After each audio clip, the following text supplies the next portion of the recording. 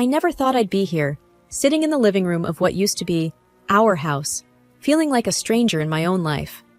My name is Emily, and just a few months ago, I was living what I thought was a happy life with my husband, Mark. We were the couple everyone envied, or so I believed. Mark, once a charming and attentive man, had become someone I hardly recognized. His once warm eyes now seemed cold and distant. It all changed after my dad passed away. Dad was my rock, and losing him felt like losing a part of myself. But for Mark, it seemed like an opportunity. The evening air was heavy as I sat across from Mark, the silence between us a stark contrast to the laughter and love that once filled this room. "Are you even listening to me, Emily?" Mark's voice, sharp and impatient, broke the silence. I looked up, meeting his gaze. "Yes, I'm listening," I replied, my voice barely above a whisper. "It's simple. I want a divorce. I've already talked to a lawyer. This house, it's mine. You need to start looking for somewhere else to live." His words hit me like a ton of bricks. I had sensed the growing distance between us, but divorce? I was speechless. "You can't be serious, Mark. After all these years, you're just going to throw everything away?" I finally managed to say, my voice tinged with disbelief. Mark leaned back in his chair, a cold, unfazed look on his face. "It's not just throwing away, Emily. It's moving on. I've been feeling trapped in this marriage. And now, with your dad gone, I see no reason to continue this charade." I felt a mixture of anger and heartbreak. How could he be so cruel, so heartless? My father was gone, and now Mark, the man I had loved and trusted, was abandoning me too. "I don't understand you, Mark. You used to be so different, so caring. What happened to us?" Mark let out a sarcastic laugh. "Oh, please. Spare me the drama, Emily. You should start packing. The sooner you're out, the better." I sat there, stunned and hurt, trying to process everything. This wasn't just the end of our marriage. It was the shattering of an illusion. The illusion of a happy life that I had clung to for so long. And now, I was alone, with nothing but memories of a love that turned out to be nothing but a facade. My life, already hanging by a thread, spiraled further into chaos with the arrival of Mrs. Harwood, Mark's mother. She moved in unannounced, bringing with her an air of hostility that choked the already tense atmosphere of the house. "Emily, I expect you to behave appropriately while I'm here," Mrs. Harwood declared, her voice sharp as she settled into the living room, making it clear that she considered herself in charge. I tried to reason with her. "Mrs. Harwood, I understand this is a difficult time for everyone, but I assure you, I have no intention of causing trouble." She fixed me with a cold stare. "Trouble seems to follow you, dear. I've seen how you and Mark have been living. It's no wonder my son wants a divorce." Her words cut deep, but I wasn't about to let her walk over me. "Mark and I are adults. We'll handle our matters ourselves. Your interference isn't needed." She scoffed. "Interference? I'm protecting my son from your manipulative ways.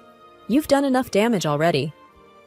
The days that followed were a blur of constant snide remarks and belittling comments from Mrs. Harwood. She criticized everything from the way I dressed to the way I cooked. It felt like she was trying to erase my presence from the house. One evening, as I was preparing dinner, she came into the kitchen. "You're using too much salt. Don't you know anything about cooking?" I clenched my jaw, trying to keep my cool. "I've been cooking for myself and Mark for years. He's never complained." "Well, he's too kind to say anything, but I'm not. You're ruining his health with your terrible cooking." I couldn't believe the audacity of this woman. "Mrs. Harwood, I appreciate your concern, but I can manage." She leaned against the counter, watching me like a hawk. "You can manage, can you? We'll see how long that lasts." Every interaction with her was an exercise in restraint. She had an opinion on everything and wasn't afraid to voice it, loudly and often. It was like she was trying to provoke me, to push me to my breaking point. Mark, for his part, did nothing to ease the tension. He avoided being in the same room with us, leaving me to fend for myself against his mother's relentless attacks. It was clear he had no intention of standing up for me, not anymore. One morning, as I sat at the breakfast table, Mrs. Harwood sat across from me, her eyes cold and calculating. "You know, Emily, it's not too late to leave gracefully. You could save yourself a lot of trouble." I met her gaze, my resolve hardening. I have as much right to be here as you do, Mrs. Harwood. I'm not leaving until the divorce is finalized. She smirked. Stubborn, aren't you? Well, we'll see how long that lasts. Mark doesn't want you here, and neither do I. You're just a guest, and guests can be asked to leave. Her words echoed in my head, a constant reminder of the unwelcome and precarious position I found myself in. But I wasn't about to give up. I had to stand my ground, no matter how difficult Mrs. Harwood made it. The house had become a battleground, and I was determined not to be the one who surrendered. Living with Mrs. Harwood under the same roof was like walking on eggshells. But the day she crossed the line was when she targeted my cat, Whiskers. Whiskers was more than just a pet. He was a part of my world, a comfort in my loneliest times. I came home to find Mrs. Harwood standing in the hallway, a look of disgust on her face as she glared at Whiskers. That filthy animal, she spat. I want it out of my son's house. It's either the cat or you, Emily. I felt a surge of anger. Whiskers isn't going anywhere. He's part of this family. She sneered. That thing is a nuisance. I won't have it shedding and spreading germs all over. I couldn't believe what I was hearing. He's a harmless cat, Mrs. Harwood. You're being unreasonable. She moved closer, her voice cold and harsh. Listen here, Emily. I call the shots now. Either that cat goes, or things will get very unpleasant for you. I knew arguing with her was futile. She had made up her mind, and nothing I said would change it. I had to think fast. That's when I remembered my friend Sarah, an animal lover who had always adored Whiskers. I called Sarah, my voice shaky. Sarah, I need a huge favor. Can you look after Whiskers for a while? I'm in a bit of a situation here. Sarah was quick to respond. Of course, Emily. What's going on? Are you okay? I sighed. It's a long story. I'll explain later. But thank you. You're a lifesaver. Packing Whiskers' things felt like a defeat, but I knew it was for the best. As I was about to leave with Whiskers, Mrs. Harwood blocked my path. Finally, some sense, she said, a smug smile on her face. I knew you'd do the right thing. I held back my anger. This isn't over, Mrs. Harwood. I'm doing this for Whiskers, not for you. She laughed. Oh, keep telling yourself that, dear, but we both know who's in charge here. One day, I found my clothes ruined. My favorite dress, my comfy sweaters, everything was bleached. It was no accident. I stormed into the living room where Mrs. Harwood was reading a magazine, looking too innocent. Did you do this? I held up the ruined dress, my voice shaking with anger. She looked up, feigning surprise. Oh dear, what happened to your dress? Don't play dumb, Mrs. Harwood. You put bleach in the wash, I accused. She shrugged, a smirk creeping onto her face. Oh, that. I was cleaning the machine. Must have forgotten to rinse it out. Accidents happen, dear. I was fuming. This wasn't an accident. You did this on purpose. She leaned back, her eyes gleaming with satisfaction. Prove it, Emily. It's my word against yours, and we both know who my son will believe. I felt helpless and defeated. She was right. Mark would never take my side over his mother's. Later that day, I confronted Mark. Your mother ruined my clothes. You need to talk to her. Mark didn't even look up from his phone. Mom said it was an accident. Stop making a big deal out of everything. I couldn't believe his indifference. She's doing this on purpose, Mark. Can't you see what she's doing? He sighed, annoyed. Look, Emily, I don't want to get involved. Just stay out of her way. Stay out of her way? This was supposed to be my home, too. I realized then that I was alone in this. Mark wouldn't help me. His mother was out to get me, and I had to fend for myself. The destruction of my clothes was just the beginning of Mrs. Harwood's campaign against me. Each day brought a new challenge, a new way for her to assert her dominance and make me feel unwelcome in my own home. I started to notice little things missing or out of place. My favorite mug cracked, my pictures taken down from the walls, small but personal attacks. It was a psychological game, and she was playing to win. One evening, I came home to find the living room in a mess. My books were scattered on the floor, pages torn. I confronted Mrs. Harwood, who was sitting calmly with a cup of tea. Did you do this? I asked, holding up a torn book. She glanced at it, then back at me, with a cold, indifferent expression. Oh, those old things? I thought they were trash. You should be more careful about what you leave around. I was outraged. These are my books, Mrs. Harwood. You have no right to touch them. She shrugged, unfazed. This is my son's house. I'll do as I please. Maybe you should start packing your trash. I felt a burning anger, but also a sense of helplessness. Arguing with her was pointless. She had made it clear that she didn't respect me or my belongings. The next morning, I found my toiletries thrown in the trash. My shampoo, my face cream, everything gone. I dug them out, my hands shaking with anger.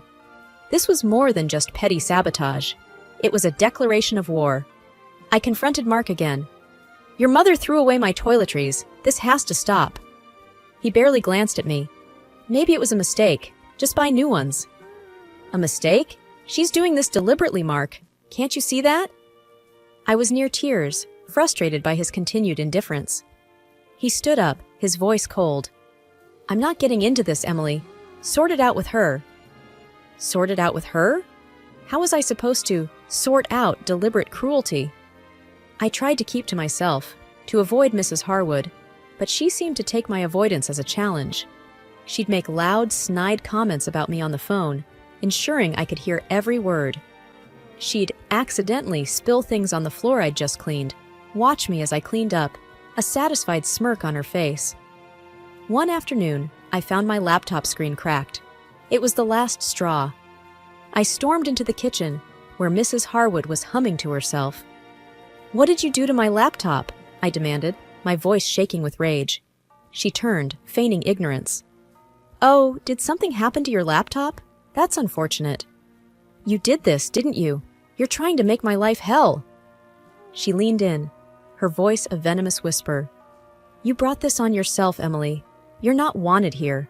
The sooner you realize that, the better. Just when I thought things couldn't get worse with Mrs. Harwood, she struck where it hurt the most. My father's pictures, the last memories I had of him, were gone. I had put them up in the living room, a small comfort in these trying times. But now, the walls were bare, as if he had never been a part of my life. I found Mrs. Harwood in the kitchen, smirking over a cup of coffee. Where are my father's pictures? I demanded, trying to keep my voice steady. She looked up, feigning confusion. Pictures? Oh, those old things. We needed more space. This isn't a shrine, Emily. I felt a surge of anger, my hands trembling. Those were my father's pictures. You had no right to take them down. She shrugged, her voice cold and dismissive. They were depressing, always staring at us. It's time to move on, Emily. He's gone, and clinging to the past won't change that. I couldn't believe her cruelty. You can't just erase him from my life. Those pictures were all I had left of him. She stood up, towering over me. Your father has nothing to do with this house. It's time you accepted that and moved on. Just like your marriage, it's in the past now. I wanted to scream, to cry, to do something to show how much she had hurt me. But I knew that's what she wanted. So, I held back, biting my tongue. You're heartless, I said, my voice barely above a whisper. She laughed, a harsh, grating sound. I'm practical, Emily. It's a trait you clearly lack. You should learn to let go. I left the kitchen, my heart heavy with loss and anger. Mrs. Harwood had taken the last piece of my father from me, and it felt like losing him all over again. That night, I lay in bed, staring at the ceiling, the empty spaces on the walls echoing in my mind. Mrs. Harwood's words kept replaying in my head. Let go. Move on. But how could I? Those pictures were more than just images. They were a connection to my father, a reminder of his love and presence in my life. I knew then that this was more than just a battle over living space. It was a fight for my memories, my past, and my identity. Mrs. Harwood had declared war on the most personal parts of my life, and I couldn't let her win. I had to find a way to fight back, to reclaim my father's memory and my right to mourn him. It was a battle I couldn't afford to lose. Just when I thought all hope was lost, a call from a notary changed everything. I was sitting in my room, trying to muster the strength to face another day with Mrs. Harwood, when my phone rang. Mrs. Emily Harwood? This is John Carter, the notary handling your father's will. We need you to come in to discuss some important matters. the voice on the other end said. I was taken aback. My father's will? I wasn't aware he had left anything. Yes, he did. It's quite urgent. Can you come in today? Mr. Carter's tone was serious. I agreed, curiosity and a glimmer of hope stirring within me. Maybe this was the break I needed. At the notary's office, Mr. Carter handed me a folder. Your father left you a significant amount of money, Miss Emily, enough to start a new life. I was speechless. My father, always the quiet supporter, had given me a lifeline. And there's something else, Mr. Carter continued, handing me another set of documents. Your father left these for you. He said they were important. I opened the documents, but Mr. Carter stopped me. Perhaps you should look at these in private. They're quite personal. I nodded, clutching the folder tightly as I left the office. Back home, I locked myself in my room and began to read. The documents were records of financial transactions between my father and Mark. My father had lent Mark a significant amount of money, over $200,000. I couldn't believe it. All this time, Mark had been in debt to my father. Was this why he was so eager to divorce me after my father's death? Did he think the debt died with him? I felt a surge of strength. For the first time since this nightmare began, I had the upper hand. My father had given me more than just money. He had given me the power to fight back. I wasn't going to be a victim anymore. I was going to make Mark pay for his deceit, and Mrs. Harwood for her cruelty. The tables had turned, and it was my turn to set the rules. Armed with the truth about Mark's debt to my father, I felt a newfound sense of power. The day of the divorce signing, I was ready to turn the tables. As we sat in the lawyer's office, Mark and his mother smirking confidently, I waited for the right moment.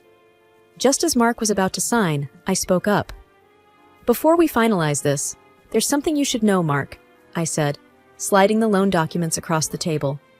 He glanced at them, his smirk fading fast. What's this?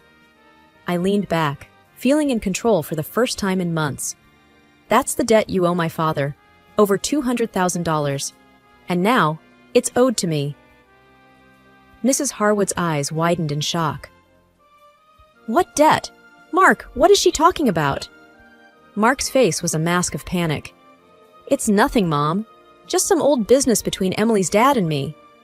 I laughed. So, you thought you'd get away with not repaying him? That's why you were so eager to get rid of me?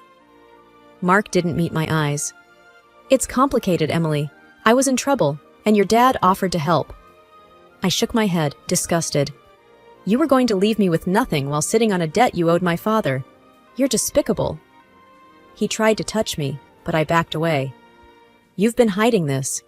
You owe me that money, and I intend to collect. The lawyer, a middle-aged man who had been silent till now, interjected. If these documents are legitimate, Mr. Mark, you're legally obligated to repay this debt. Mrs. Harwood turned to her son, her voice rising. You borrowed money from her father, and now we have to pay her? Mark tried to speak, but I was faster. Yes, he did, and he thought he could escape it by divorcing me quickly after my father's death. The room was tense, the air thick with the revelation. Mrs. Harwood looked from the documents to Mark, her expression one of betrayal and anger. You've been lying to us all along, she hissed at Mark. You put us in this mess. Mark's usual confident demeanor had crumbled. He looked defeated, cornered. I had no choice. I was in trouble, and Emily's dad offered to help. I stood up, feeling a rush of satisfaction. Well, now you can repay that help. Every single dollar. You thought you could outsmart me, but you were wrong. Mrs. Harwood was fuming. We'll fight this. We won't let you take everything from us. But I knew I had the upper hand. You can try, but the law is on my side. I suggest you start figuring out how you're going to repay the debt. As I walked out of the lawyer's office, I felt a sense of triumph. For so long, I had been under Mark and his mother's control, their whims and cruelty dictating my life. But now, the tables had turned. I had them right where I wanted, and I wasn't going to let them off easy. This was my chance to get back what I was owed, and I was going to take it. The day Mark and Mrs. Harwood sold the house to repay the debt was the day I finally felt free. As they packed their last boxes, I couldn't help but savor the moment. You brought this on yourself, Mark, I said, watching him struggle with a heavy box. You could have been honest with me. He avoided my gaze, his shoulders slumped. I know. I'm sorry, Emily. Mrs. Harwood, looking older and more defeated than ever, chimed in. This is all your fault. You've ruined everything. I shook my head, no longer affected by her words. No, Mrs. Harwood, you two did this to yourselves. I'm just claiming what's rightfully mine. They left without another word, and I watched as their car disappeared down the road. It was the end of an era, one filled with pain and betrayal, but also growth and resilience. I took a deep breath, feeling the weight of the past months lift off my shoulders. It was time to start anew. With the money from my father and the repaid debt, I bought a small, cozy house, just for me and Whiskers, who I had brought back home. Sitting in my new living room, Whiskers purring on my lap, I called Sarah, my friend who had helped me through the darkest times. Hey Sarah, it's done. I'm finally free, I said, a smile spreading across my face. Sarah's voice was warm and excited. That's amazing, Emily. I'm so proud of you. You've come so far. I looked around my new home, a sense of peace settling over me. I have, and it's all thanks to people like you who stood by me. You deserve all the happiness in the world, Emily. What's next for you? Sarah asked. I thought for a moment. A fresh start. Building a life that's truly mine. And maybe helping others who've been through what I have. As I hung up, I realized that this was more than just a new house. It was a new chapter, one where I was in control, free from the shadows of the past. I had not only survived, I had come out stronger. I stood up, Whiskers following me as I walked to the window, looking out at my small garden. It was a new beginning, a chance to rebuild and to find joy in the simple things. I had lost much, but I had gained even more, a sense of self, strength, and the courage to move forward. This was my story, my journey, and it was just beginning.